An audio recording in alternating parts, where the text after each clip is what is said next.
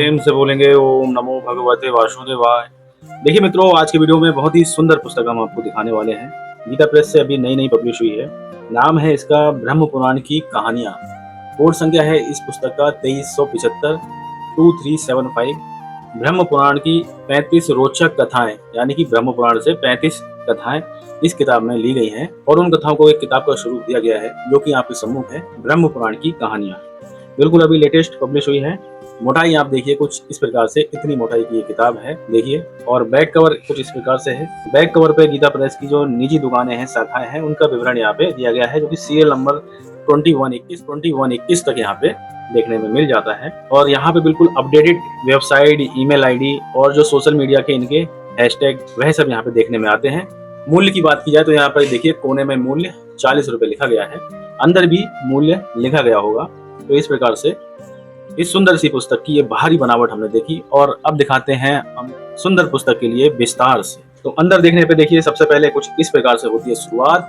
ब्रह्म पुराण की कहानियां, ब्रह्म पुराण की 35 रोचक कथाएं, 2375 नंबर कोड। और ये जो श्लोक है, ये आपको गीता प्रेस की शायद ही कोई ऐसी पुस्तक हो जिसमें ना लिखा हुआ मिले। अधिकतर आपको ग्रंथों में, छोटे से बड़े सभी किताबों में ये वाला श्लोक आपको मिल ही जाता है। त्वमेव माता च पिता त्वमेव, त्वमेव बंधुश्च सखा त्वमेव विद्या द्रविणम त्वमेव सर्वम मम देव देव। बहुत सुंदर श्लोक भी है और इसका अर्थ भी बहुत ही ज्यादा सुंदर है। फिर देखिए नेक्स्ट पेज पे देखें तो यहाँ पे कौन सा संस्करण है, कितना मूल्य है, वह सब विस्तार से यहाँ पे छापा गया है। यहाँ पे देखिए संबत 2083 का प्रथम संस्करण छपा है 3000 प्रतिलिपियों के रूप में, जिनमें 40 रुपए इसका मूल्य रखा गया। यहाँ पे वेबसाइट है, ये कुछ सोशल मीडिया के यहाँ पे हैंडल्स दिए गए हैं, यहाँ मोबाइल नंबर है, ईमेल आईडी है। इन सब के माध्यम से आप कोई भी ग्रंथ को प्राप्त कर सकते हैं। सामने मिल जाता है आपको संपादकीय निवेदन, जो कि है श्री प्रेम प्रकाश लक्कड़ जी द्वारा यहाँ पे दिया गया है, और हम आपको सुनाते हैं। ये तो यहाँ पे 2 पैराग्राफ दिए गए हैं संपादकीय, उनको पढ़ के। तो देखिए ब्रह्म पुराण की कहानियां नामक ये लघु पुस्तक 35 कहानियों का संग्रह है। ये कहानियां ब्रह्म पुराण से संकलित की गई है। ब्रह्म पुराण 18 महापुराणों में से एक है। पुराणों की रचना कृष्ण द्वैपायन महर्षि वेद व्यास जी ने की है। पुराण भारतीय सनातन धर्म एवं संस्कृति के आधारभूत ग्रंथ हैं। पुराणों में वेदों की महान ज्ञान राशि का कथा कहानी के माध्यम से विस्तार हुआ है। वेद के सत्यम वद, यानी सत्य बोलो जैसे आदेश को पुराण ने सत्यम ब्रूयात प्रियम, ब्रूयात यानी प्रिय, सत्य बोलना चाहिए के रूप में कहकर मित्र के समान परामर्श दिया है, और राजा हरिश्चंद्र के आख्यान से उसे परिपुष्ट किया है। आख्यान के माध्यम से तत्व का निरूपण पुराणों का अपूर्व वैशिष्ट्य है। वास्तव में पुराण हमारे सच्चे हितोपदेशक मित्र हैं। कथा कहानी को ही पुराण की भाषा में आख्यान उपाख्यान कहा गया है। ये आख्यान सच्चे इतिहास हैं। इस संग्रह में आई कथाएं अत्यंत रोचक, ज्ञानप्रद, उपयोगी, शिक्षाप्रद और जीवन में काम लेने लायक हैं। इसी दृष्टि से इनका संकलन किया गया है। आशा है पाठक जन इनसे लाभ उठाएंगे। तो बहुत सुंदर यहाँ पे संपादकीय निवेदन ये मिल जाता है, जिसमें जो संपादक है उन्होंने बताया है कि यहाँ पे कहाँ से कहानी आपको मिलेंगी और किस प्रकार से ये पाठकों के लिए उपयोगी होने वाली है। बहुत सुंदर यहाँ पे निवेदन मिल जाता है। अब देखिए यहाँ पे आपको मिलती है विषय सूची। तो विषय सूची में मैं आपको विस्तार से बताने वाला हूँ कौन कौन सी कथाएं यहाँ पे मिल जाती हैं। तो देखिए यहाँ से प्रारंभ होती है विषय सूची। सबसे पहले पुराणों का गौरव 6 नंबर पृष्ठ पे है, जिसमें एक श्लोक के माध्यम से भगवान की स्तुति की गई है। उसके बाद देखिए यहाँ पे अध्याय प्रारंभ होते हैं। पहला अध्याय जो है वह है माता के संस्कारों का संतान पर प्रभाव। दूसरा है पृथ्वी के आदि राजा कौन थे। तीसरा अध्याय है भगवान सूर्य का परिवार, राजा सगर की कथा। फिर चंद्रवंश के विस्तार की रोचक कथा। कामनाएं भोग से शांत नहीं होती, 1000 हाथ वाले राजा की कथा। मिथ्या कलंक से छूटने का उपाय, जग जननी का कारुण्य, राजा इंद्रधुम्न और जगन्नाथ धाम। ब्रह्मा जी के कमंडलू में गंगा जल कहां से आया, गंगा के शिव जटा में आने की कथा। गौतमी गंगा का आख्यान, भागीरथी गंगा के अवतरण की कथा, आदर्श अतिथि सत्कार की कथा, गौतमी महात्म्य में गरुड़ तीर्थ की कथा, भक्त पर यम का शासन नहीं चलता, मृत संजीवनी विद्या की प्राप्ति, कुबेर कौन है, मजले पुत्र की कथा, बालक पिपलाद का औदार्य, शिव ही परम गति है। फिर यहाँ तक देखिए 22 कथाएं हुई। फिर देखिए 23 नंबर कथाएं नेक्स्ट पेज पे आपको मिलती हैं।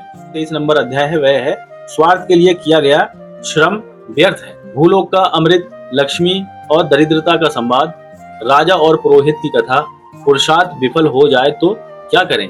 फिर तृष्णा का तांडव, महापुरुषों का दर्शन निष्फल नहीं होता है। दो मुख वाले पक्षी कथा, फिर आराधना में भाव शुद्धि की प्रधानता। देखिए 32 नंबर अध्याय है धर्म और अधर्म की लड़ाई। 33 नंबर अध्याय में मिलता है व्रतोपवास का प्रत्यक्ष फल। भगवान के कतिपय अवतारों की लीला प्रसंग है। श्री कृष्ण अवतार की कथा भी आपको सबसे अंतिम वाले अध्याय में मिलती है। बहुत ही सुंदर इसका समापन हुआ और बहुत ही सुंदर इसकी शुरुआत भी थी। यहाँ पे देखिए फिर लास्ट में ब्रह्म पुराण का संदेश। तो देखा जाए तो बहुत ही सुंदर ये किताब बनाई है, जितनी भी प्रशंसा की जाए उतनी कम है। बहुत सुंदर मुझको ये किताब लग रही है। और यहाँ पे देखिए शुरुआत होती है पुराणों का गौरव, उसके बाद पहला अध्याय है। तो सबसे पहले हम पहले अध्याय से पहले पढ़ेंगे पुराणों का गौरव, जिसमें आप यहाँ पे देखेंगे एक तो है यहाँ पे श्लोक जिसके माध्यम से बताया गया है कि जो पुराण है वह भगवान का ही अवतार है। और ये श्लोक जो लिया गया है वह है पद्म पुराण के स्वर्ग खंड से वहां से लिया गया है, जिसमें हिंदी अनुवाद में आप देखिए ब्रह्म पुराण भगवान विष्णु का सिर है, पद्म पुराण हृदय है, विष्णु पुराण दक्षिण बाहु है, शिव पुराण वाम बाहु, भागवत जंघा युगल, नारद पुराण नाभि, मार्कंडे पुराण दक्षिण चरण और अग्नि पुराण वाम चरण है। भविष्य उनका दक्षिण जानू, ब्रह्म वैवर्त पुराण वाम जानू है, लिंग पुराण दक्षिण गुल यानी यहाँ पे लिखा है ब्रैकेट में टकना।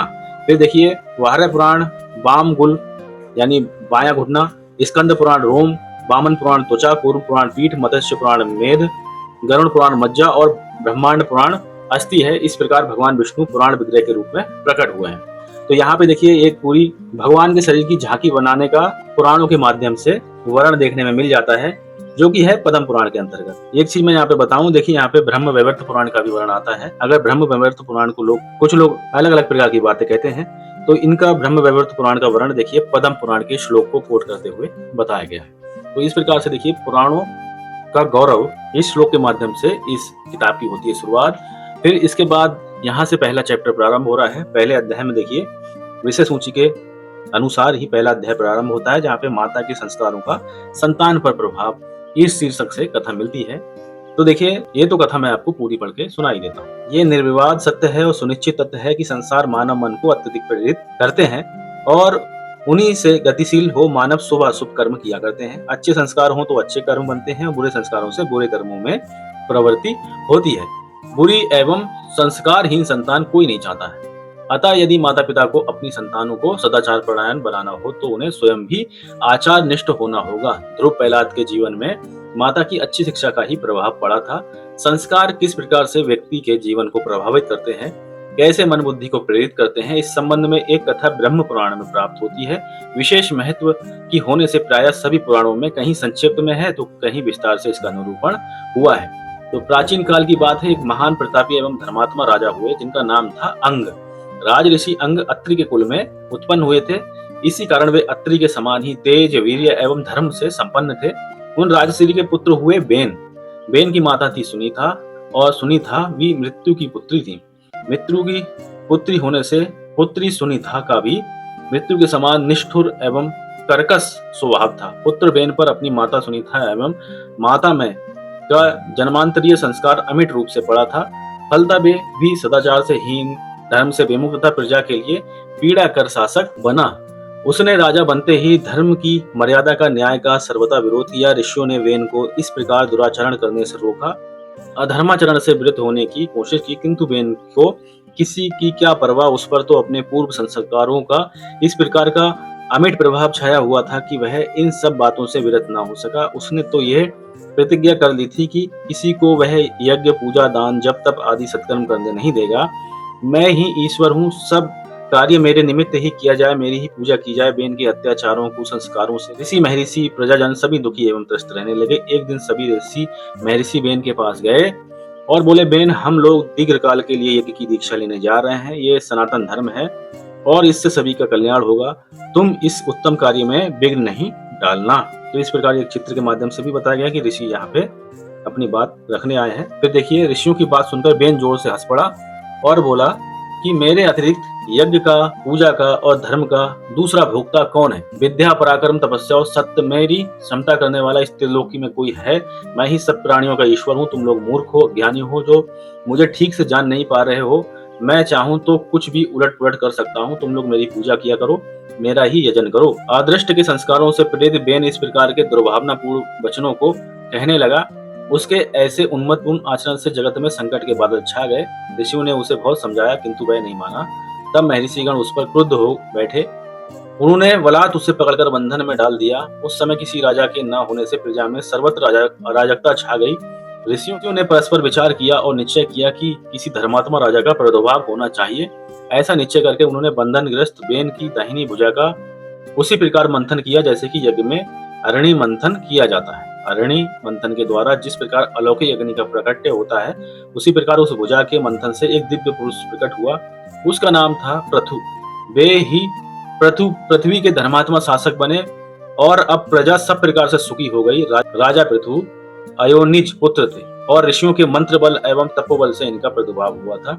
इन्हीं संस्कारों से महाराज पृथु तीनों लोक के धर्मात्मा राजा बने। तो यहाँ पे देखिए महाराज पृथु का जन्म हो रहा है, जो कि गर्भ से उत्पन्न नहीं हो रहे हैं, मंत्रों के बल से उत्पन्न हुए हैं। ऐसा वर्ण जो है इस प्रकार से मिल जाता है। तो ये पहली जो है हमने एक इस किताब की कथा हमने पढ़ी।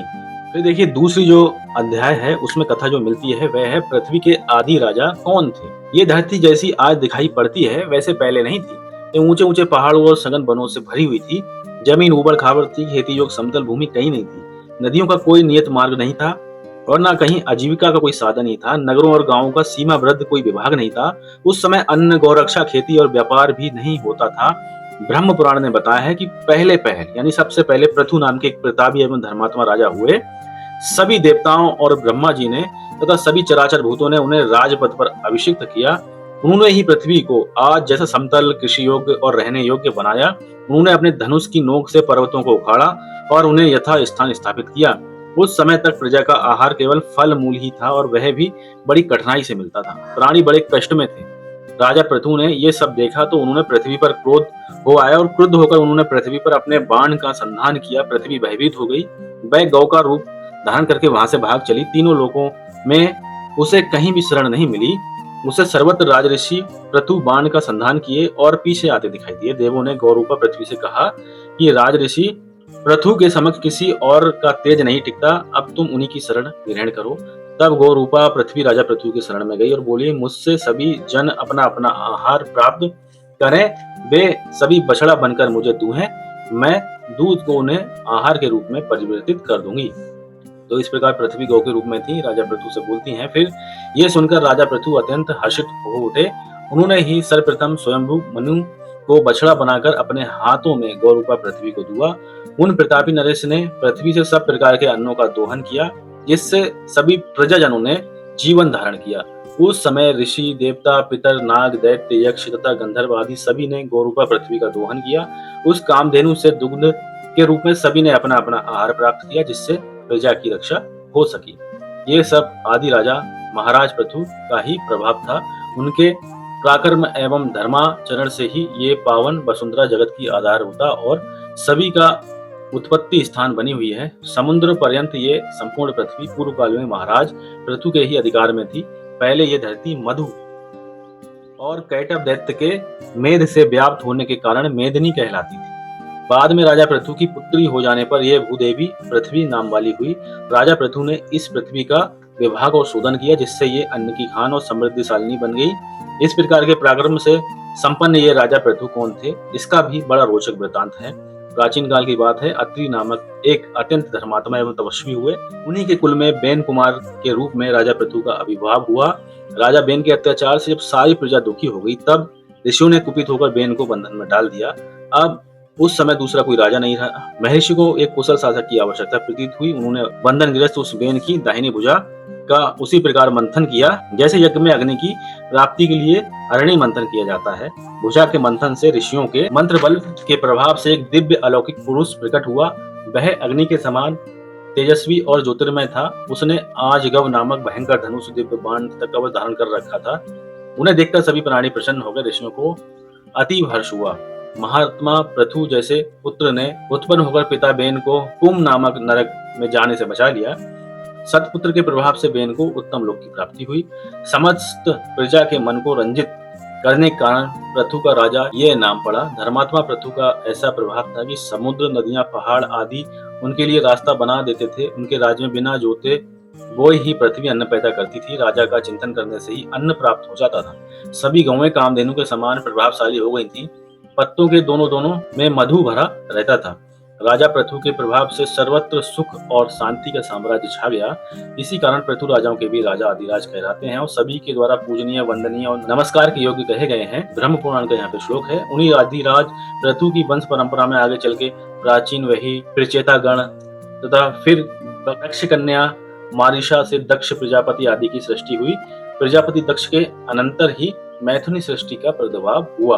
तो देखिए इस प्रकार से यहाँ पे इस सुंदर सी किताब की शुरुआत होती है, जिसमें हमने आपको 2 पूरी कहानियां यहाँ पे पढ़ के सुनाई। यहाँ पे देखिए जो तीसरी कहानी मिलती है भगवान सूर्य महाराज का परिवार, यहाँ पे इस शीर्षक से मिलता है वर्ण, जो कि 4-5 पेजों में आपको मिलता है। फिर राजा सगर की कथा आती है।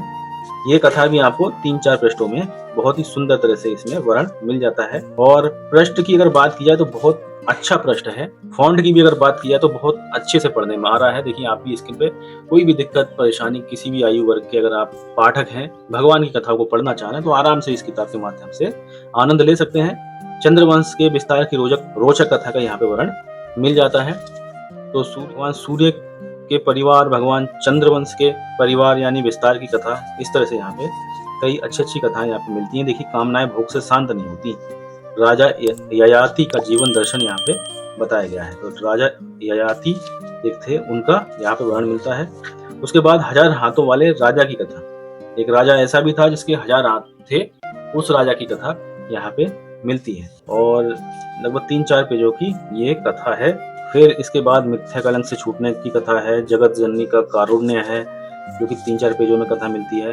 राजा इंद्रदुम्न और जगन्नाथ धाम, इस प्रकार से एक कथा यहाँ पे वर्ण मिल जाता है। और उसके बाद ब्रह्मा जी की कमंडल में गंगा जल कहाँ से आया, तो ये जो है 2 पेज की कथा है।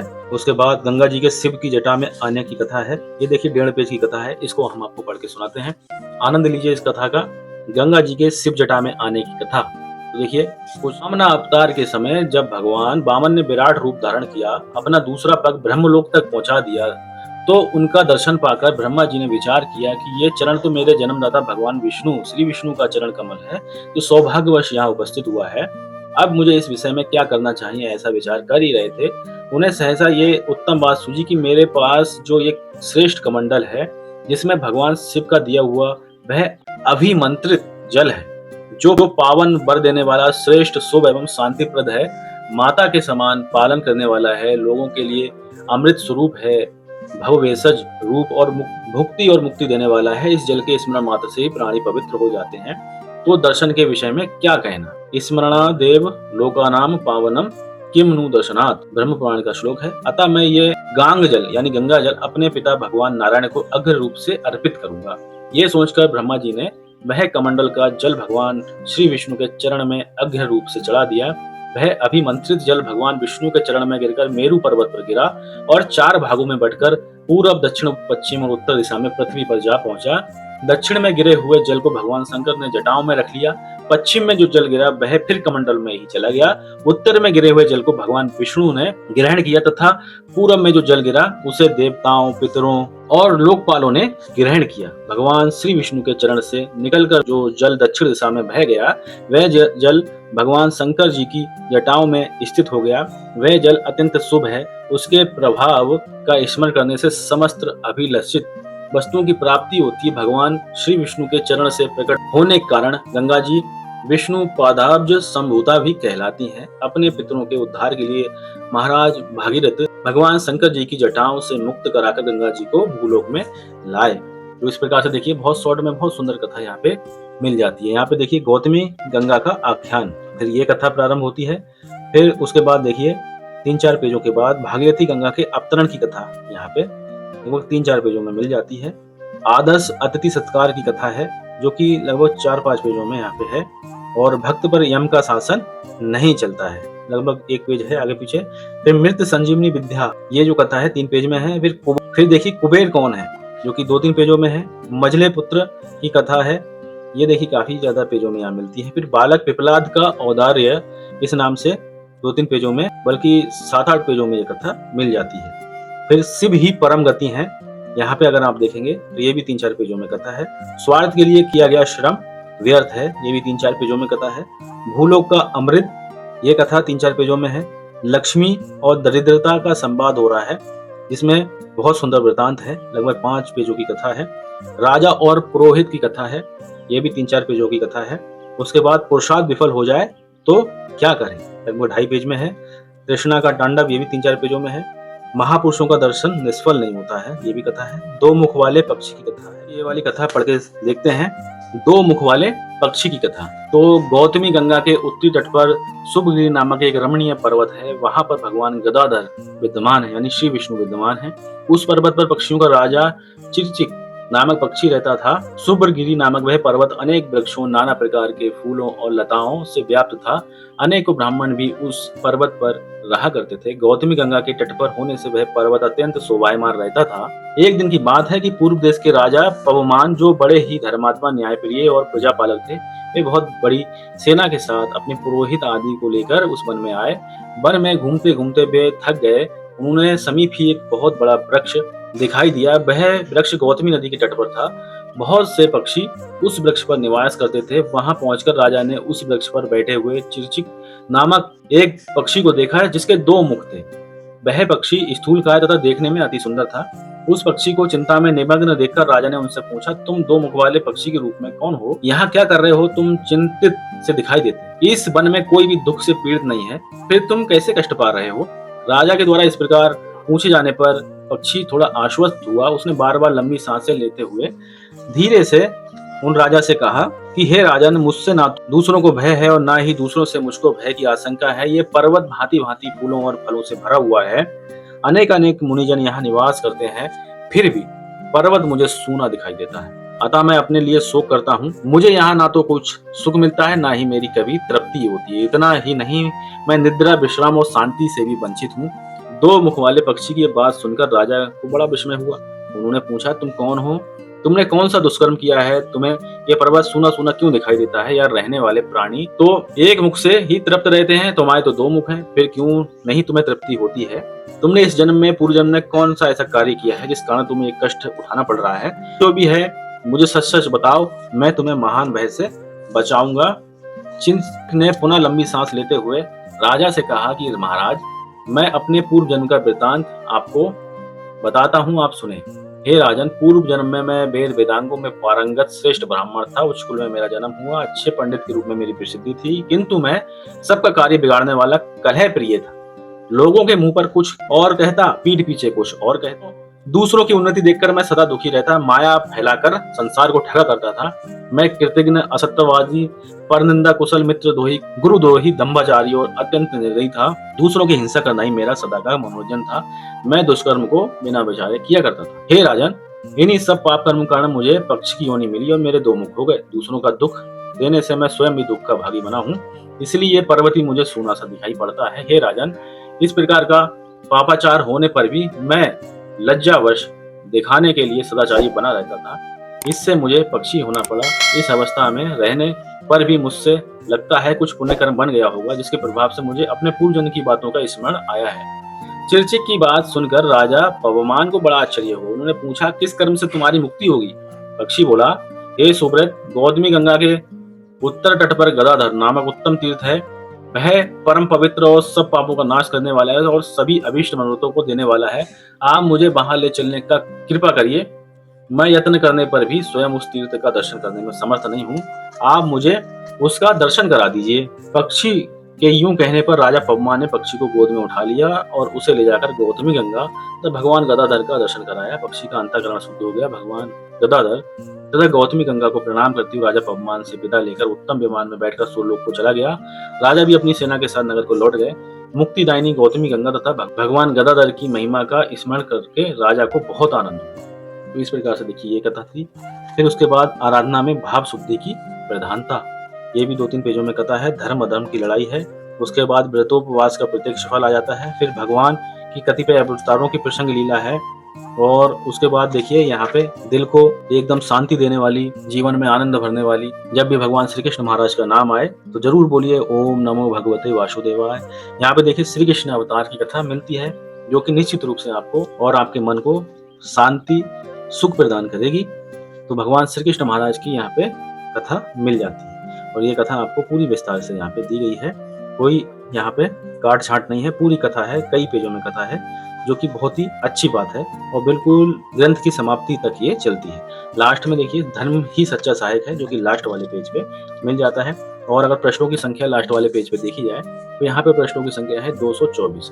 224 प्रश्नों में ये सुंदर सी किताब है, जो कि बहुत सुंदर कथाओं का संग्रह समेटे हुए है अपने अंदर। मूल्य मात्र 40 रुपए इस किताब का है और नई नई किताब प्रेस से अभी पब्लिश हुई है, ब्रह्म पुराण की कहानियां। किताब आपको कैसी लगी, समय हो तो बता दीजिएगा कमेंट में। मिलते हैं और किसी ज्ञानवर्धक वीडियो के साथ में। ख्याल रखिएगा अपना, एक बार प्रेम से बोलेंगे ओम नमो भगवते वासुदेवाय।